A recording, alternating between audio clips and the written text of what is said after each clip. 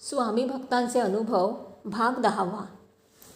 लवेलचे श्री भास्कर दीक्षित नावाचे प्राथमिक शिक्षक ऑगस्ट 52मध्ये श्री स्वामींना भेटायला गेले.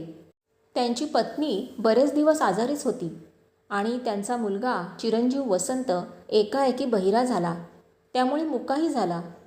त्यांच्या संबंधी मुख्यतः विचारण्यासाठी ते गेले होते. त्यांना राहा म्हणून श्रींनी सांगून शांत वेळी काय ते बघू असं म्हणाले. संध्याकाळी दीक्षितांनी आपली पत्रिका श्री स्वामींना दाखवली.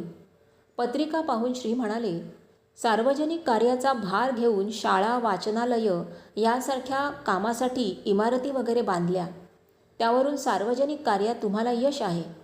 आपल्या पत्नीचा आजार अनावर दिसतो, पण सद्गुरूंच्या चरणांवर भार टाकून काय होईल ते पाहावं. त्यासाठी असं करा, एका बेलाची फांदी आणा, ती तुमच्या पत्नीने स्वतः लावावी, तिला नित्य पाणी घालून पूजा करावी. त्या फांदीला नवी पालवी आली तर आपली पत्नी बरी होईल असं समजावं.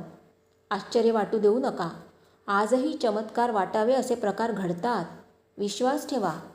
पूर्ण श्रद्धेने सांगितल्याप्रमाणे करा. फांदी जगेल. तसंच मंगळवारी उपवास करावा. शंकराला रोज बेल वाहावा.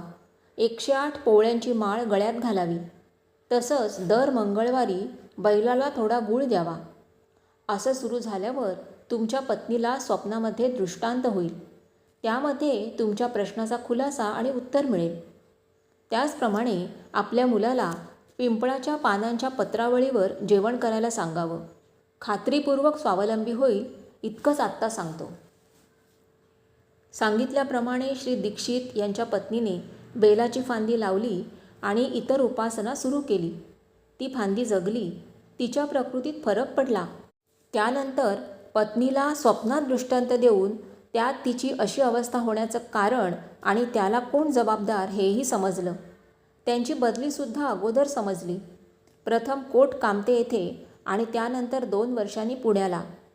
त्याचप्रमाणे पिंपळाच्या पत्रावळीवर वसंत जेवू लागल्यावर काही दिवसांनी त्याला थोडं ऐकू येऊ लागलं आणि तो बोलू लागला. पूर्णपणे चांगला बोलू लागला नव्हता, पण निम्मी तरी सुधारणा होती. हळूहळू दीक्षितांच्या पत्नीची प्रकृती पूर्णपणे सुधारली. पुण्याला भेटले असता त्यांनीच ही सर्व हकीकत लिहून कळवली.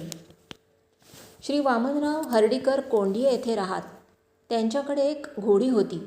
ती हरवली म्हणून ते श्री स्वामींना विचारण्यासाठी आले. श्री वामनराव आणि श्री स्वामी यांचा चांगला घरोबा, लांबचा नातेसंबंध. शिवाय सोसायटीचं ऑफिस यांच्याकडे कोंढिये येथे, त्यामुळे जाणे येणे होतं. प्रश्न विचारल्यावर श्री स्वामी म्हणाले, घोडीचा तपास उद्या लागेल. प्रथम एक बातमी एक मुसलमान व्यक्तीकडून समजेल. दुसऱ्या दिवशी नेहमीप्रमाणे श्री वामनराव दुकानात आले असता एक परिचित मुसलमान गृहस्थ आले. त्यांनी विचारलं, काका, घोडी विकली का? वामनराव म्हणाले, नाही, पण गेले 8 दिवस ती हरवली आहे. त्यावर तो गृहस्थ म्हणाला, मी आता खारेपाटण येथून आलो आहे. तो त्या कंपाऊंडमध्ये तुमची घोडी चरताना बघितली म्हणून विचारलं. सायंकाळपर्यंत घोडी परत आणण्याची व्यवस्था झाली. श्रींनी सांगितल्याप्रमाणे त्याच गृहस्थाकडून पत्ता लागून मुदत संपण्यापूर्वी घोडी परत आली.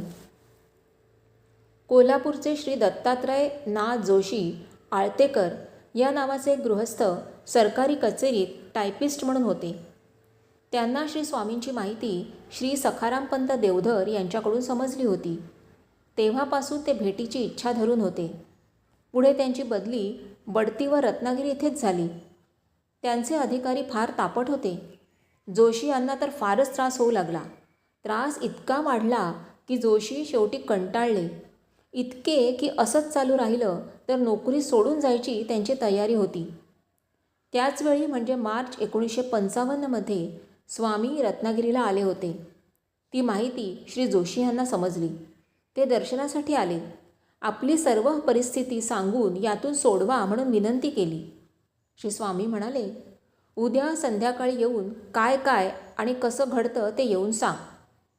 त्याप्रमाणे दुसऱ्या दिवशीही सर्व नेहमीप्रमाणेच घडलं. तसाच छळ झाला. अगदी भंडावून सोडलं वगैरे सांगत होते. त्यावर स्वामींनी भिवू नका असं सांगून उद्या सकाळी स्नान करून इथे या, मी तुम्हाला प्रसाद देईन असंच म्हटलं. ठरल्याप्रमाणे सकाळी आपले प्रातःकर्म संपवून श्री जोशी स्वामींकडे आले. अत्यंत विनम्र भावाने माझा त्रास कमी करा म्हणून विनंती केली. श्री स्वामी घरात देवाजवळ गेले आणि 4 फुलं घेऊन आले. म्हणाले, श्रीचरणांवरची फुलं घेऊन आलोय. ती आज तुझ्याजवळ ठेव. आज तुला अनुभव येईल. आज तुझे साहेब अमुक अमुक बोलतील, तुला उपदेशपर सांगतील, अगदी मित्रासारखे वागतील. जोशींना संशय वाटत होता. त्यावर श्री परत म्हणाले, सांगितल्याप्रमाणे तुला अनुभव आला नाही तर परत रत्नागिरीत पाऊल ठेवणार नाही. आता मात्र श्री जोशींना आशा वाटू लागली. भीतच ते कचेरीत गेले. नेहमीप्रमाणे काळासारखे भांडणारे साहेब आले, पण आज कामाबद्दल रागावून कागद फेकून देण्याऐवजी ते काम कसं करावं याबद्दल उपदेश करीत होते.